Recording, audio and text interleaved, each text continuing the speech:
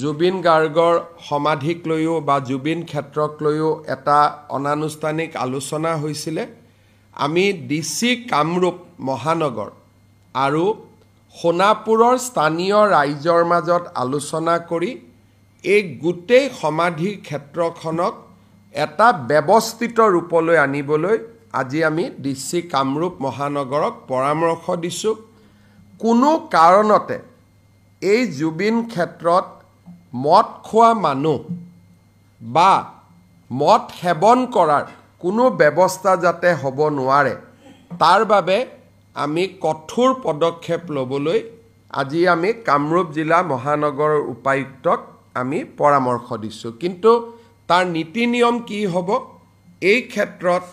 সোণাপুৰৰ স্থানীয় ৰাইজ কামৰূপ জিলাৰ উপায়ুক্ত বা আয়ুক্ত তেখেতসকলে আলোচনা কৰি ইয়াৰ ডিটেইল সিদ্ধান্ত ল'ব আমি মাত্ৰ অন প্ৰিন্সিপল কৈছো যে জুবিন গাৰ্গক যাতে যিকোনো কাৰণতে মদৰ লগত তেখেতৰ যাতে ইমেজ 100 বছৰ পিছত নতুন প্ৰজন্মৰ মাজত এজন গায়ক হিচাপে আমি ৰাখিব পাৰো সংগীতজ্ঞ হিচাপে ৰাখিব পাৰো সাংস্কৃতিক সম্পদ হিচাপে ৰাখিব পাৰো জাতিৰ সম্পদ হিচাপে ৰাখিব পাৰো 100 বছৰ পিছত যাতে কোনো এজন ডেকা লৰাই নতুন প্ৰজন্মই ক'ব নোৱাৰে যে মদৰ লগত জুবিন গাৰ্গৰ সম্পৰ্ক কি আছিল কাৰণ ই খসাও নহয় তেওঁ 24 ঘণ্টা মদ খাই কেতিয়াও থকা নাছিল এইটো এটা ভুল ধাৰণা এটা এছাম লোকে গৈ সোণাপুৰত সৃষ্টি কৰিব খুজিছে তাৰ বিৰুদ্ধে চৰকাৰে কঠোৰ পদক্ষেপ ল'বলৈ সিদ্ধান্ত গ্ৰহণ কৰিছে কাৰণ আমি জুবিনক শিল্পী হিচাপে জীয়াই ৰাখিব খুজো সাংস্কৃতিক সম্পদ হিচাপে জীয়াই ৰাখিব খুজো জ্যোতি বিষ্ণু ভূপেন হাজৰিকাক অসমৰ ৰাইজে যেনেকে জীয়াই ৰাখিছে তেনেকে আমি জুবিন গাৰ্গক জীয়াই ৰাখিব খুজো যাতে জ্যোতি প্ৰসাদক যেনেকে আজিও মানুহে মনত ৰাখে বিষ্ণু প্ৰসাদ ৰাভাক যেনেকৈ মনত ৰাখে বিষ্ণু প্ৰসাদ ৰাভাই কেতিয়াবা মদ খাইছিল নাই খোৱা তাক মানুহে আলোচনা নকৰে ভূপেন হাজৰিকাই মদ খাইছিল নাই খোৱা তাক কেতিয়াও মানুহে আলোচনা নকৰে তেওঁলোকৰ পৰিচয় হৈছে অসমৰ সাংস্কৃতিক জীৱনলৈ দি যোৱা বিশাল অৱদান আমি জুবিন গাৰ্গকো তেনেকুৱা এজন নমস্য ব্যক্তিৰ শাৰীলৈ লৈ যোৱাটো প্ৰতিজন অসমীয়াৰ দায়িত্ব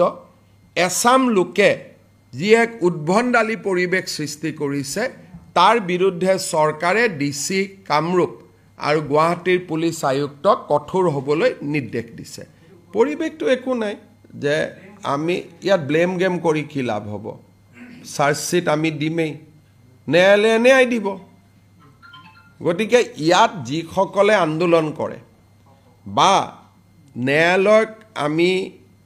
বিশ্বাস নকৰোঁ তেওঁলোকৰ কাৰণে এইটো সমস্যা বিজেপি ওলাই আছে ন্যায়ালয়ৰ ওপৰত আমাৰ বিশ্বাস আছে গতিকে যিসকলে ন্যায়ালয়ক বিশ্বাস নকৰে তেওঁলোকে এই ধৰণৰ ব্যৱহাৰ কৰি থাকিব কিন্তু অসম চৰকাৰ বা মোৰ বিশ্বাস আছে যে এছআইটিয়ে ভাল কাম কৰিব আৰু ৰাইজে যি বিচাৰে এছআইটিয়ে সব কৰিছে সিংগাপুৰ যাব লাগে ঘটনাস্থলীত যাব লাগে দ্বিতীয়বাৰ পোষ্টমৰ্টেম কৰিব লাগে যিমান পৰামৰ্শ দিছিল আমিতো সব কৰিছো এটা পৰামৰ্শ দিয়া মানুহবিলাকে আকৌ আন্দোলন কৰিব খোজে কিন্তু তেওঁলোকৰ যদি কিবা কথা আছে জাষ্টিস সৌমিত্ৰ শইকীয়া আয়োগকহে জনাব লাগে আমাৰ প্ৰচেছন কি বিজেপিৰ প্ৰচেছন সিম্পল ন্যায়ালয়ৰ ওপৰত আমাৰ বিশ্বাস আছে এছআইটিয়ে পানী নখৰকা অভিযোগনামা দিয়ক আমাৰটো সিম্পল দুটা কথা আৰু ন্যায়টো তেনেকেই পায় বেলেগ ধৰণেতো ন্যায় নাপায় গতিকে যিসকলে কৈ আছে ন্যায় লাগে মুখ্যমন্ত্ৰীও কৈ আছে ন্যায় লাগে মইতো জুবিন অনুৰাগী গতিকে আমি সকলোৱে কৈ আছো ন্যায় লাগে কিন্তু ন্যায় দিব কোনে যোনে আদালতত ন্যায়াধীশৰ আসনখনত বহি আছে আৰু তাত অভিযোগনামা কোনে দিব এছআইটিয়ে দিব এছআইটিয়ে ইতিমধ্যে প্ৰতিশ্ৰুতি দিছে যে নিৰ্ধাৰিত সময়ৰ ওপৰত আমি অভিযোগনামা দিম এতিয়া দুই এজনে চিন্তা কৰি আছে যে যদি অভিযোগনামা দি দিয়ে এটোতো ডাঙৰ ঘটনা হ'ব ন্যায় পাই যাব সেইকাৰণে দুই এজনে এছআইটিক দিগদাৰি কৰিব চেষ্টা কৰি আছে যাতে জুবিনে ন্যায় নাপায় ইটো প্ৰশ্ন কৰে সিটো প্ৰশ্ন কৰে কোনোবাই কয় CBIক দিব লাগে অমুকক দিব লাগে কিছুমানে চেষ্টা কৰি আছে যাতে জুবিনে ন্যায় নাপায় কিন্তু মই জুবিনৰ প্ৰচণ্ড অনুৰাগী গতিকে মই ন্যায় দিয়াত ক্ষেত্ৰত মই কোনো ক্ষেত্ৰতে কম্প্ৰমাইজ নকৰোঁ কাৰণ মই জুবিনৰ নতুন অনুৰাগী নহয় যিসকল জুবিনৰ নতুন অনুৰাগী হৈছে মৃত্যুৰ পিছত তেওঁলোকে ইয়াত বিধি পখালি দি আছে এটা আপোনালোকে চাওকচোন জুবিনৰ বোলে ধৰ্ম নাই জাতি নাই তাৰমানে জুবিন অসমীয়া নহয় নেকি জাতি নাই বুলি ক'লেতো তেওঁ অসমীয়াত্বটো হেৰাই যাব এই বাওঁপন্থী লোকসকলে কি উলিয়াই আছে মোৰ ধৰ্ম নাই মোৰ জাতি নাই মই মুক্ত তাৰমানে কি জুবিন অসমীয়া নহয় হিন্দুটোতো লৈয়ে গ'ল লগত এটা অসমীয়াটো লৈ যাব নেকি আপোনালোকে ধৰ্মটো মানি ল'লো ধৰ্ম নাই এটা জাতি নাই বুলিও কম নেকি জুবিন অসমীয়া হয়নে নহয় হয়নে নাই আপোনালোকে মানে নে নাই এটা জাতি নাই বুলি ক'লে তো তেওঁৰ অসমীয়াও নোহোৱা হৈ যাব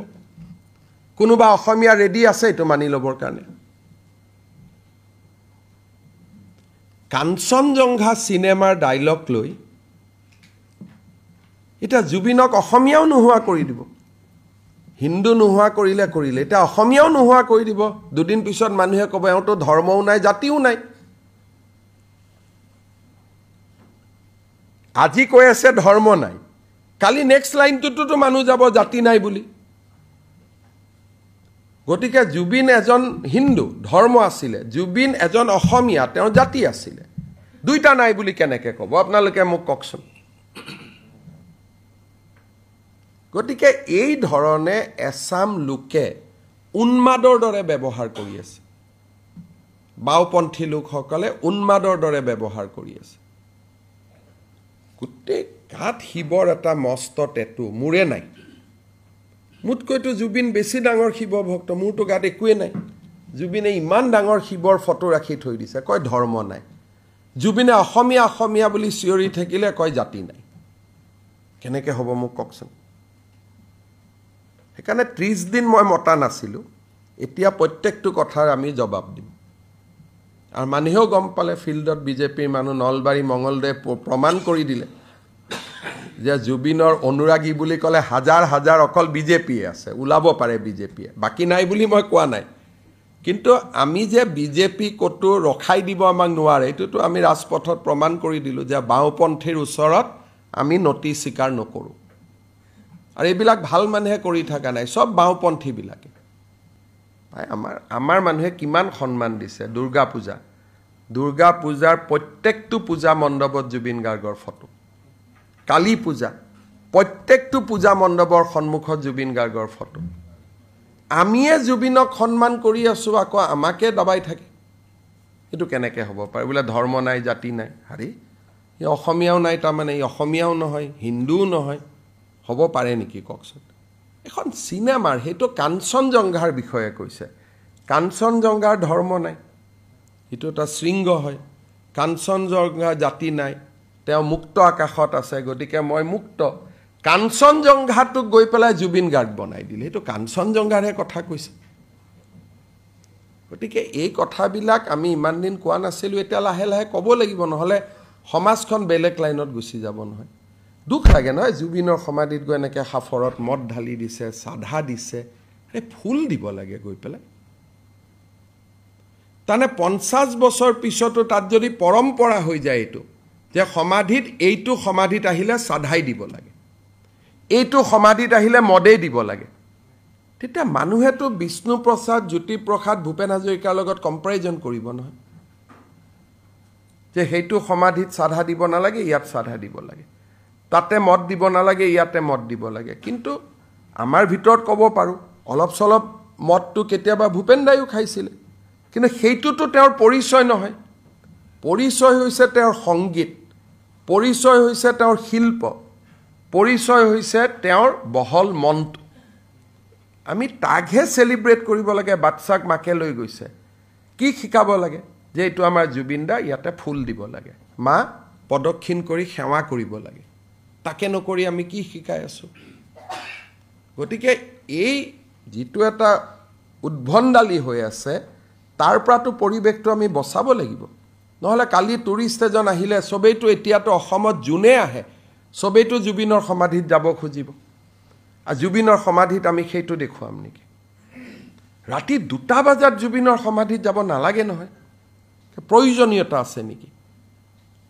সূৰ্যৰ পোহৰ হয় 4টা বজাত 4টা বজাত আমি যাম ৰাতি 2টা বজাত 1টা বজাত 12:30 বজাত এইটো কি সংস্কৃতি এইটোতো নহ'ব নহয় এটলিষ্ট মই মুখ্যমন্ত্ৰী থাকালৈকে এইটো নহ'ব